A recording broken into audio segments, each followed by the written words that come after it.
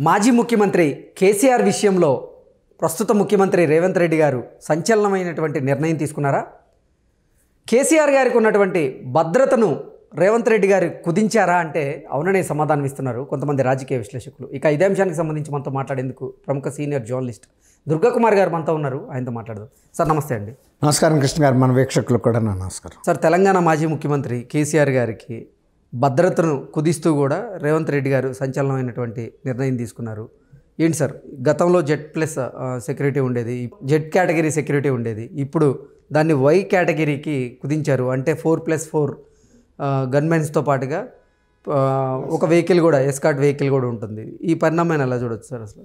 అంటే యాక్చువల్గా మన కృష్ణ గారు ఎవరైనా సరే ఈ ప్రోటోకాల్ ప్రకారంగా సెక్యూరిటీ ఇస్తారు వాళ్ళకుండే థ్రెట్ పర్సెప్షన్ బట్టి. అంటే వాళ్ళకుండే ప్రమాదం, అంటే ఎవరి నుంచి అయినా వీళ్ళకి ప్రమాదం ఉందా, వీళ్ళ మీద దాడి చేసే అవకాశం ఉందా అనేది పోలీస్ డిపార్ట్మెంట్లో ఒక హైయెస్ట్ ఆఫీసర్స్తో కూడిన ఒక కమిటీ నిర్ణయిస్తుందండి. అది ముఖ్యమంత్రి గారు నిర్ణయించరు. ఎప్పుడైనా సరే పదవిలో ఉన్నప్పుడు ఉండే ప్రోటోకాల్ వేరు, కొన్ని వందల మంది ఉంటారు ముఖ్యమంత్రిగా ఉన్నప్పుడు. అది ముఖ్యమంత్రి దిగిపోయిన తర్వాత ఉండే ప్రోటోకాల్ వేరు. ఇప్పుడు ఎప్పుడైతే మీరు చెప్పారు కదా, ఆయన ముఖ్యమంత్రిగా పదవి దిగిపోయిన తర్వాత ఇవాళ ఆయన ప్రతిపక్ష నాయకుడు, ఒక క్యాబినెట్ ర్యాంక్ హోదాకు వచ్చాడు. ఇప్పుడు ఆయన ముఖ్యమంత్రిగా ఉన్నప్పుడు ఉండే ప్రోటోకాల్ వేరే ఉంటుంది, విపరీతంగా ఉంటుంది.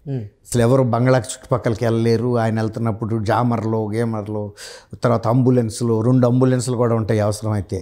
విపరీతం ఒక 10-15 పోలీసు ఎక్విప్డ్ స్టెన్ గన్స్తోనూ, AK-47లు, రకరకాల పోలీస్ వ్యవస్థ కూడా, కమాండోస్ ఉంటారు, వీళ్ళు ఎంత ఉంటారు.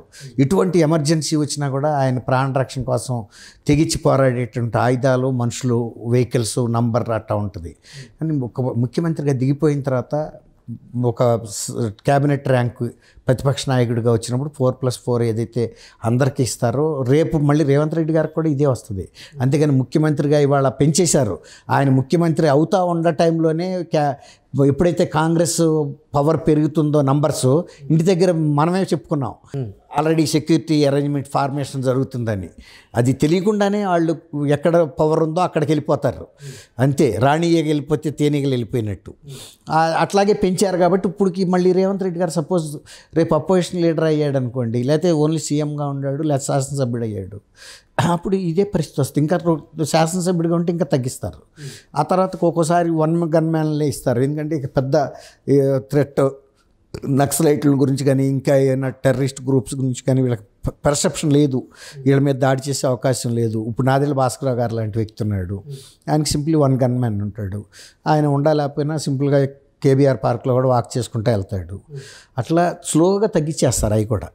ఇప్పుడు ఇమీడియట్గా ఆయన సిఎల్పి లీడర్గా ఉన్నాడు కాబట్టి అది ఇచ్చారు. ఇంకా మళ్ళీ కూడా అప్పుడప్పుడు రివ్యూ చేస్తారండి.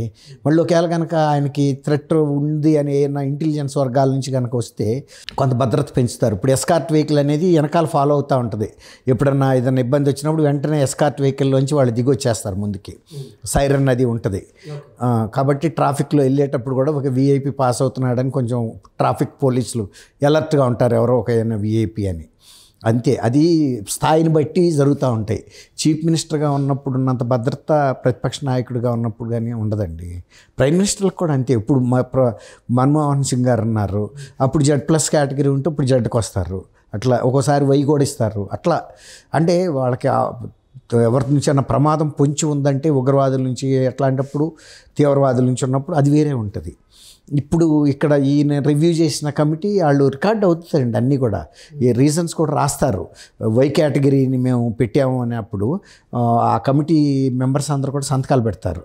ఇప్పుడు ఆయన ఎవరి నుంచి థ్రెట్ లేదు, అపోజిషన్ లీడర్గా క్యాబినెట్ ర్యాంక్లో ఉన్నారు కాబట్టి క్యాబినెట్ ర్యాంక్కి ఇవ్వాల్సిన ప్రోటోకాల్ ప్రకారం 4+4 ప్లస్ ఎస్కార్ట్ వెహికల్ ఇస్తున్నాము అనేసి రాసి సంతకం పెడతారు. అంటే రీజన్స్ రేపు ఇప్పుడన్నా రివ్యూ ఈయన ఏదైనా కోర్టుకి వెళ్ళినా కూడా నాకు పెంచమని ఇప్పుడు వాళ్ళు చెప్తారు, ఇది రీజన్ వాళ్ళని తగ్గించాను. ఒకసారి అట్లా వెళ్ళిన సందర్భాలు కూడా ఉంటాయి, ఏదైనా కక్ష సాధింపుతో తగ్గించారనే ఉద్దేశం మీద.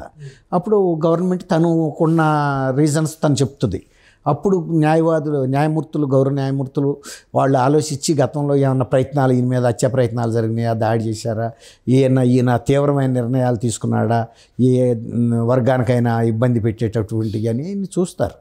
దాన్ని బట్టి పెంచమంటే కూడా ఒకసారి పెంచాల్సి వస్తుంది. గౌరవ హైకోర్టు కనుక ఆర్డర్ ఇచ్చింది అనుకోండి, ఒకసారి సుప్రీంకోర్టుకి వెళ్ళొచ్చు, లేదు పర్సెప్షన్ ఉంది అనుకున్నప్పుడు ఇంకో నలుగురిని కూడా ఇస్తారు. ఇప్పుడు ప్రతిపక్ష నాయకుడిగా ఆయనకు శిక్ష ఇవ్వగానే ముఖ్యమంత్రి గారు వెళ్ళాడు కదండి ప్రోటోకాల్ ప్రకారం. అంతకుముందు సర్వీస్ చేశాడు ఈ రాష్ట్రానికి. ఆయన పదవి దిగిపోయినా కూడా ఆయన విలువ ఆయనకు ఉంటాయి. కొన్ని ప్రోటోకాల్స్ అయితే పాటిస్తారు. అట్లా ఇప్పుడు టీటీడీకి వెళ్ళినా లేకపోతే ఇక్కడ యాదగిరిగుట్టకి వెళ్ళినా కూడా ఆయన మాజీ ముఖ్యమంత్రిగా ఆయనకి ఇవ్వాల్సిన ఇంపార్టెన్స్లు అన్ని సార్లు కొనసాగుతాయి. అసలు రాష్ట్రం ఏర్పడడానికి, ప్రత్యేక రాష్ట్రం ఏర్పడడానికే ముఖ్య భూమిక పోషించిన వ్యక్తి అతను. సో వ్యక్తి అయినా అది పెద్ద రాదండి, అది అధికారికంగా రాదు, ఊరికే ప్రజల్లో ఉండే గౌరవం అది. అట్లా ప్రోటోకాల్లో ఏమి ఇవ్వరు అట్లా. కానీ ఇప్పుడు ఒక ప్రధాన ప్రతిపక్ష నాయకుడిగా ఉన్నాడు కాబట్టి క్యాబినెట్ ర్యాంకు, మాజీ ముఖ్యమంత్రి కాబట్టి ఆ ప్రోటోకాల్ మాత్రమే పనిచేస్తాయి. ఇక్కడ తెలంగాణ పిత అవన్నీ రావు క్వశ్చన్స్. అట్లాంటి జాతిపిత ఆయన్ని కూడా కాల్ చేశారు కదా, అప్పుడు ఆయన ఎవరున్నారు పోలీసులు, ఇప్పుడు ఆయన కాపాడాలంటే ఆ రోజున కూడా పెట్టొచ్చుకో 10 మందిని. అది అప్పుడు ఆయన క్యాబినెట్ హోదాలో లేడు, ఉంటే 2-3 ఆ రోజుల్లో కూడా ఉండేవాళ్ళు. ఆయన వద్దనేవాడు సహజంగా. ఆ రోజుల్లో క్యాబినెట్ మినిస్టర్స్ కూడా ఏం పట్టించుకునేవాళ్ళు కాదు. జనతా పార్టీ టైంలో కూడా ఎవరు పట్టించుకునేవాళ్ళు కాదు. మధు దండావతి గారు ప్రొఫెసర్, ఆయన రిటైర్డ్ ప్రొఫెసర్, ఇంట్లో బట్టలు ఉతుక్కుంటున్నా అంటే పంపు దగ్గర కూర్చుని. అప్పుడు సెక్యూరిటీ వాళ్ళు వెళ్ళి, ఏమండి దండావతి గారు ఎక్కడున్నారంటే, నేనేనయ్యా అంటే, ఏంటంటే సార్ మీకు సెక్యూరిటీకి వచ్చాము మేము అని చెప్పారంట. అంటే జనతా పార్టీ వచ్చింది, జనతా పార్టీలో ఆయన కూడా ఒక ప్రముఖ లీడర్, మంత్రి అయ్యే అవకాశం ఉంది కాబట్టి మొన్న డీజీ గారు అంజన్ కుమార్ గారు పంపినట్టే వాళ్ళు ముందే ఊహించి పంపించేశారు ఒక 2 కానిస్టేబుల్స్ని గన్మెన్గా. అప్పుడు నేనేనయ్యా అంటే నవ్వుకున్నారంట. అట్లా ఉంటాయి పెద్ద వాళ్ళు. కొంతమంది సింపుల్గా వెళ్ళిపోతారు. అంజయ్ గారిని ఉండేవాడు మన రాష్ట్రంలో ముఖ్యమంత్రి, ఆయన పోలీసులు ఉండారా లేరా అవన్నీ పట్టించుకున్నారు. 2-3 ఆ రోజుల్లో కూడా ఉండేవాళ్ళు. ఆయన వద్దనేవాడు సహజంగా. ఆ రోజుల్లో క్యాబినెట్ మినిస్టర్స్ కూడా ఏం పట్టించుకునేవాళ్ళు కాదు. జనతా పార్టీ టైంలో కూడా ఎవరు పట్టించుకునేవాళ్ళు కాదు. మధు దండావతి గారు ప్రొఫెసర్, ఆయన రిటైర్డ్ ప్రొఫెసర్, ఇంట్లో బట్టలు ఉతుక్కుంటున్నా అంటే పంపు దగ్గర కూర్చుని. అప్పుడు సెక్యూరిటీ వాళ్ళు వెళ్ళి, ఏమండి దండావతి గారు ఎక్కడున్నారంటే, నేనేనయ్యా అంటే, ఏంటంటే సార్ మీకు సెక్యూరిటీకి వచ్చాము మేము అని చెప్పారంట. అంటే జనతా పార్టీ వచ్చింది, జనతా పార్టీలో ఆయన కూడా ఒక ప్రముఖ లీడర్, మంత్రి అయ్యే అవకాశం ఉంది కాబట్టి మొన్న డీజీ గారు అంజన్ కుమార్ గారు పంపినట్టే వాళ్ళు ముందే ఊహించి పంపించేశారు ఒక 2 కానిస్టేబుల్స్ని గన్మెన్గా. అప్పుడు నేనేనయ్యా అంటే నవ్వుకున్నారంట. అట్లా ఉంటాయి పెద్ద వాళ్ళు. కొంతమంది సింపుల్గా వెళ్ళిపోతారు. అంజయ్ గారిని ఉండేవాడు మన రాష్ట్రంలో ముఖ్యమంత్రి, ఆయన పోలీసులు ఉండారా లేరా అవన్నీ పట్టించుకునేవాడు కాదు. ఆయన వెళ్ళిపోతుండేవాడు. కొంతమంది చూస్తారు నా పక్కన ఉండాడా లేరా గన్మెన్లు అయ్యి అని. ఆయనకి అట్లాంటి ప్రోటోకాల్ ఏం లేదు. అట్లా అనమాట. ఓకే, దీన్ని బట్టి. ఓకే, అంతేగాని దీంట్లో అయితే కక్ష సాధింపు చర్య అయితే ఏం లేదు. ఏముండదండి. అంత రేవంత్ రెడ్డి గారు అలాంటి పనులు చేసే మనిషి కాదు కదండి. ప్రజలు కూడా హర్షించరు అటువంటి పని. ఇప్పుడు ఈ 4 కూడా తీసేసి ఆయన్ని అసలు నిరాయుధుడిగా చేస్తే అప్పుడు తప్పు పట్టాలి. ఏది ఒక మాజీ ముఖ్యమంత్రికి ఏముండదండి. అంత రేవంత్ రెడ్డి గారు అలాంటి పనులు చేసే మనిషి కాదు కదండి. ప్రజలు కూడా హర్షించరు అటువంటి పని. ఇప్పుడు ఈ 4 కూడా తీసేసి ఆయన్ని అసలు నిరాయుధుడిగా చేస్తే అప్పుడు తప్పు పట్టాలి. ఏది ఒక మాజీ ముఖ్యమంత్రికి మినిమం ఒక గన్మ్యాన్ కూడా మీరు ఇవ్వరా అని. అంతే కదండి. అట్లా. Okay sir, thank you so much. Thank you Krishna గారు, మన వీక్షకులు.